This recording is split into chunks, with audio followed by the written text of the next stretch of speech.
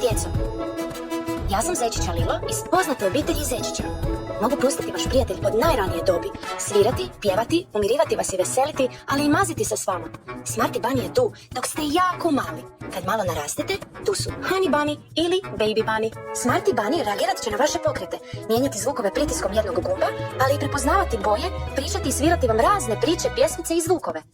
Honey Bunny je veliki zečić, predivnog zvuka koji može veseliti cijelu obitelj. Čarobibi, čarobiba, srce si mi zarobila, a svoje drugome zaključala čarobi. Baby Bunny, najmlađi od svih. Ha, ima i kapicu.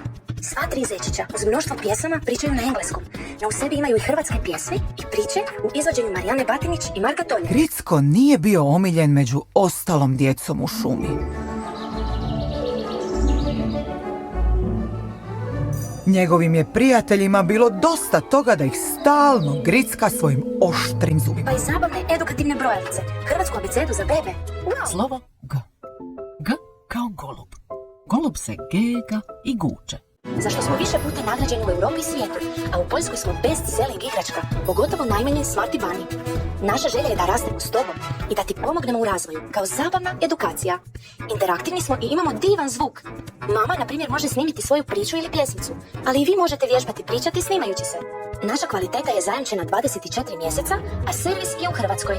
Imamo i korisničku podršku na broju 072 370 370 za sva pitanja. Sav budući hrvatski sadržaj dostupan je zauvijek svim kupcima hrvatskog Alilo Zečića. Zato me kupi i let's play! Ajmo ti ja i ti pa pa da da da da pa pa da da da pa me. Ja i ti.